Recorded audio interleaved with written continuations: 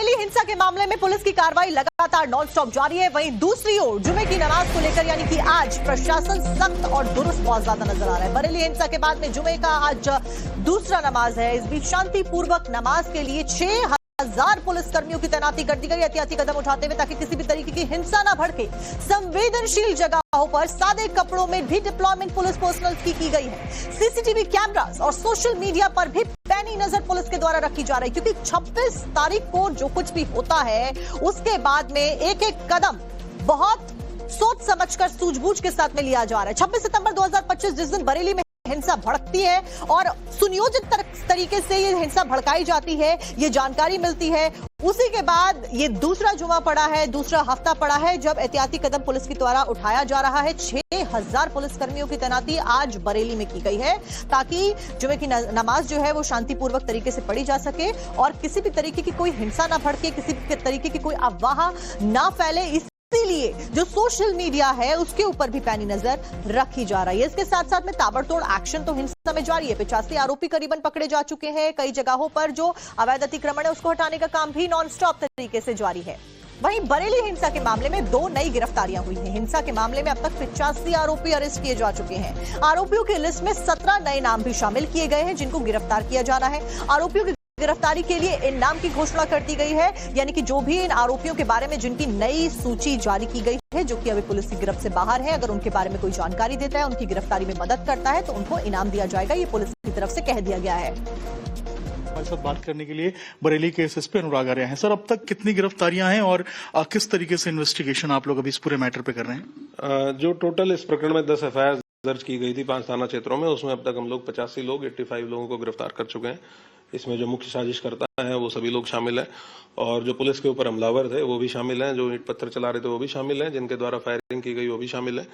तो जो मेन लोग थे इस घटना को करने वाले, उसमें काफी लोगों की गिरफ्तारी हमारे द्वारा सुनिश्चित की जा चुकी है।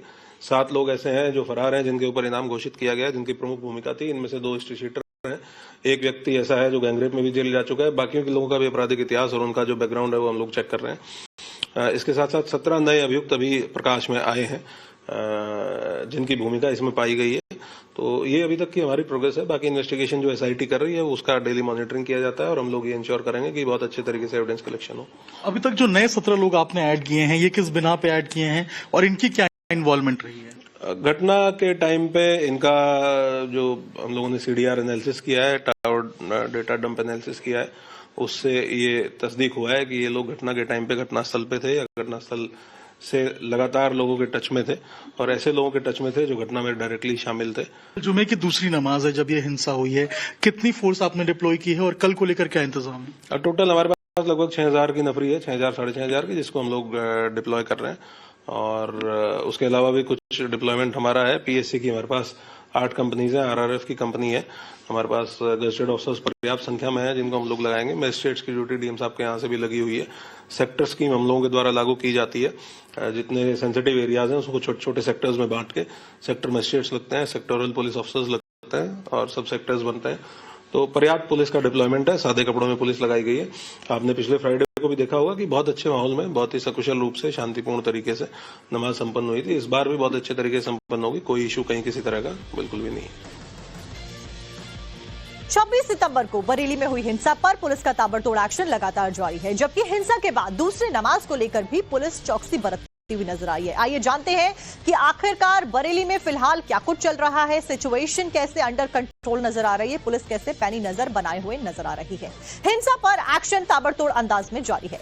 बरेली में अब क्या है आगे ये भी जान लीजिए। जुमे की नमाज पर अलर्ट जारी किया गया है। आज के लिए 6,000 पुलिस पर्सनल की पुलिसकर्मियों की खास तैनाती कर दी गई है। हिंसा के मामले में एक्शन भी जारी है। हिंसा फैलाने वाले 85 आरोपियों को गिरफ्तार कर लिया गया है और एक नई सूची भी जारी की गई है जिसमें अन्य आरोपियों के नाम शामिल है। 3 से 4 आरोपियों के साथ में एनकाउंटर भी हुआ है। एनकाउंटर में एक इनामी आरोपी ढेर कर दिया गया है। हिंसा के मामले में 17 नए आरोपी चिन्हित किए गए हैं या उनकी सूची जारी की गई है। आरोपियों पर इनाम की घोषणा भी कर दी गई है। तौकीर के करीबियों पर, खास करके तौकीर रजा, क्योंकि मास्टरमाइंड कहा गया हिंसा भड़काने का, उसके जो करीबी है उनके ऊपर गाज गिर रही है। अब तक कई सारी प्रॉपर्टीज सील की जा चुकी हैं। नफीस जो कि अगेन जो तौकीर रजा है, उसका करीबी है। नफीस के अवैध मैरिज हॉल को गिरा दिया गया है बुलडोजर कार्रवाई के जरिए। 80 अवैध घरों को नोटिस जारी किया गया है। या तो खुद निर्माण हटा दे अवैध तरीके वाला, या फिर प्रशासन के द्वारा बुलडोजर कार्रवाई कर दी जाएगी। वहीं बरेली हिंसा से जुड़ी हुई एक और बड़ी अपडेट आपको बता दें, आईएमसी के नेताओं के करीबियों के ऊपर भी एक्शन लगातार जारी है। हिंसा के मामले में एक और बारात घर सील कर दिया गया है। अली अहमद नाम के व्यक्ति का बारात घर सील किया गया है, जिसको बुलडोजर के जरिए धराशाही किया जाएगा, क्योंकि जो निर्माण किया गया है वो अवैध तरीके से किया गया है। इस वक्त हम फरीदापुर चौधरी इलाके में मौजूद हैं और यहाँ भी अगर आप देखेंगे तो जो एसबी गार्डन है इसको आज सील कर दिया गया है।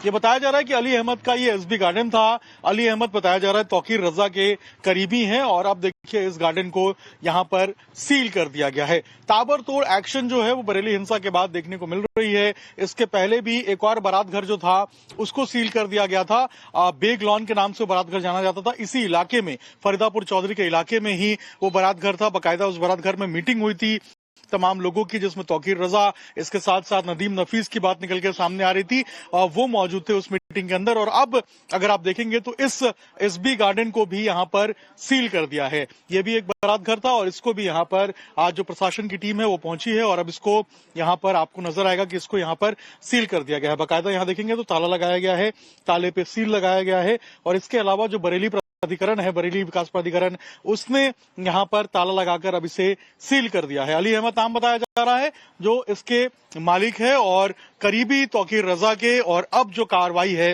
वो ताबड़तोड़ बरेली के अंदर हिंसा के बाद देखने को मिल रही है। प्रशासन ने साफ किया था किसी को बख्शा नहीं जाएगा, चाहे कोई भी हो, और वही यहाँ पर जो एक्शन है वो देखने को मिल रहा है।